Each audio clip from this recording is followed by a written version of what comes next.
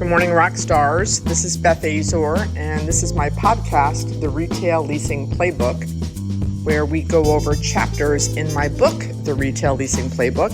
And today we will be discussing chapters 48 and 49.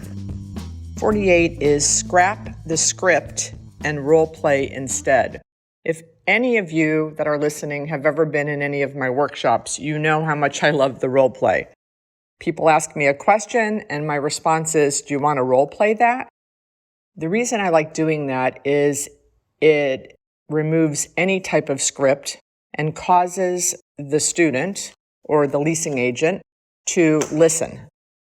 When you have a script and you're memorizing the script, you take the most active part of the negotiation or the communication out of it, which is listening, because you're just waiting for the person to finish talking so that you can continue on with your script.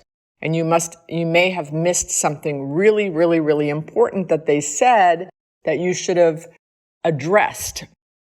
So I hate scripts altogether. I would throw them out the window. Is it okay to have a strategy of when they say the rent is too high, what do you come back with and say? Sure. When they say the rent is too high, what do you mean by that, right? What does that mean? Well, I've done the research in the market and the property across the street is $10 cheaper. And you're like, okay, well, that center does not have a grocery store. I do have a grocery store. Is having a grocery store in your property important to you or not? If it's not important to you, then absolutely you should go across the street. But if you are reading from a script, you are going to miss very important information that they give you and your ability to question those things and question for further clarity.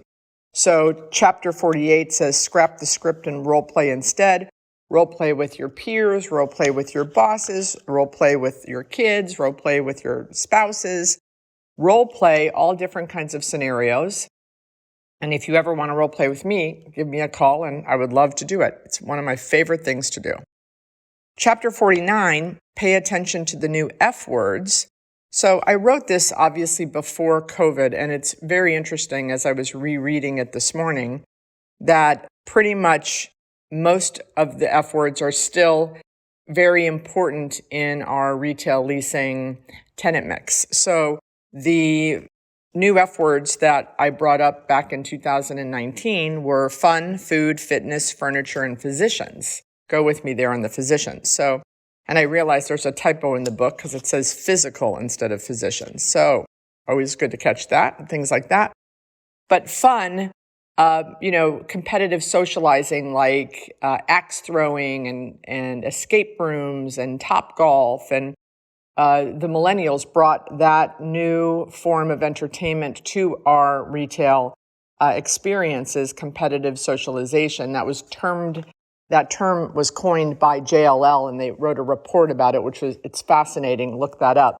So fun, I think many of us, including me, thought after COVID, are we ever going to have a bounce house again or a trampoline park? And these things are coming back now, and entertainment, especially for kids, is coming back with a vengeance. So great for us. Food. Well, if you're not living under a rock, you know that you cannot keep a second-gen restaurant space available for too long because the food explosion that's gone on, at least I know in most of the Smile states, and even in the Midwest, I've got clients who are telling me the phenomenon of food expansion is just through the roof. Fitness, another thing we were questioning, will that ever come back after COVID? It is back and expanding. I was at Retail Live last week, and Crunch was talking about how they want to double their store count. Planet Fitness just raised a bunch of money, so fitness is back. Boutique fitness is opening. We had a new Pilates studio open a couple weeks ago down here in South Florida in my neighborhood. Furniture, who knew with COVID that, how everyone was going to be renovating their homes. So furniture is exploding. Also, the shipping delays, is what's causing the problem. But I think that will be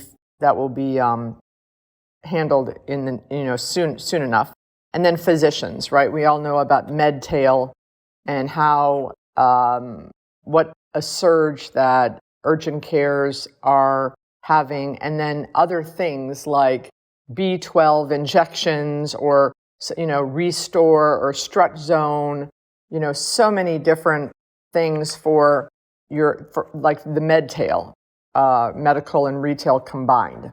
So, versus apparel, which, that's, I say in the book, thank you, Amazon and Walmart and Target, because apparel has really gone by the wayside as far as in our strip centers and power centers. I worked on a property in Cleveland this past year, and we did a lot of apparel in a mall. So I think in malls, you'll still see apparel, but in our properties, certainly less, unless it's an off price like a Ross, a Max, a Marshalls, etc.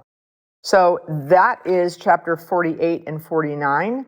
The next podcast, we will be moving into the last section of the book, which is personal habits and attributes for achieving rockstar success. So I'll see you next time. And if you like this podcast, please share it and subscribe. And I'll talk to you later, Rockstars. Have a fabulous day.